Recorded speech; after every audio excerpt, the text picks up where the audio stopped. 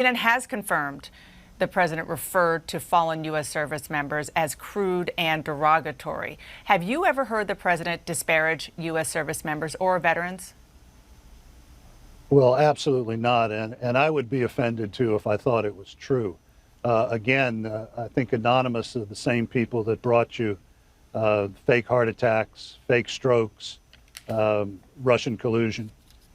So I am very proud that this president has led to a renaissance at Veterans Affairs. And one of the reasons I'm glad to be on CNN is that it was CNN and Jake Tapper that blew the lid off the scandals in the last administration when it came to Veterans Affairs. Mm-hmm. In your own polls in 2014 and 2015 had a 37% approval rating for the Obama and Biden administration. We are at 90% approval in terms of veterans for our services. So, we have completely turned around Veterans Affairs. And Mr. Secretary, we're going to talk about that in a minute, but I just want to stay on this topic. First of all, what you just alluded to, strokes and so forth. I have not reported that. To my knowledge, nobody at CNN has reported that. But on the topic of the Atlantic reporting, the Associated Press, the Washington Post, Fox News, and now CNN have corroborated parts of that story. So my question for you is, given that, and given the fact that nobody is backing down from the sourcing on that, how can you be sure that that is not true, especially since you weren't there? Well, nobody's backing down from the anonymous sourcing on it. And some of these sources that you cite are general officers. I was born in khaki diapers. I've spent my entire life around the military, and I've never known any general officers to hide behind stars. So what I'm looking at is the Donald Trump that I know, the Donald Trump who has turned around Veterans Affairs from a place that in the Obama administration was 16 out of 17 in terms of best places to work. We're now up to 6. Okay, I presented the 2 largest. I know, but you've got to put it in perspective, and that's what I want to do. No, I understand, but we're going to talk about that. But I really want to stay on topic because this is dominating the news, and in large part because the president is trying to be so aggressive and pushing back.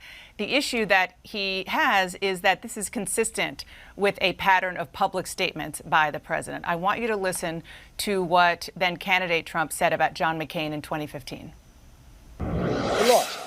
So I never liked him as much after that because I don't like losers.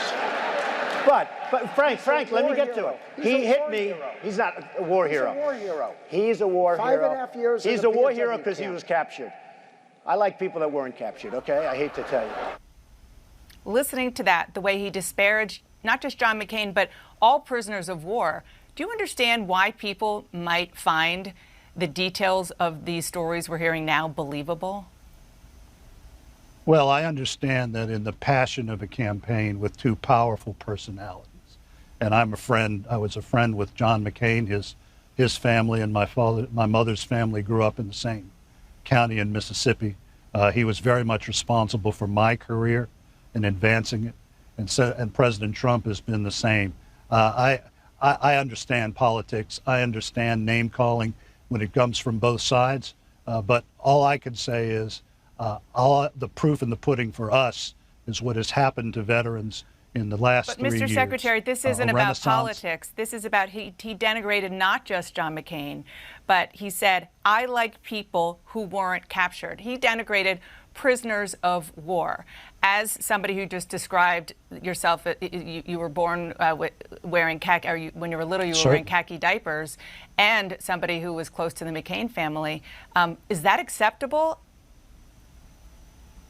Well, it's politics. It's the heat of a campaign. Do you wish he didn't say it? I judge a man by his actions, and the actions have been beneficial for veterans all across this country in ways that we have not seen since the end of World War II. And I would also say the same for the United States military. I was the Undersecretary of Defense for Personnel and Readiness. I watched this president sign letters of condolences to those who'd fallen in Afghanistan and Iraq. I was on the front lines then. So I'm judging the president by what he's done as president. And I can also say that I want to move on, but I take it you do think John McCain was a war hero.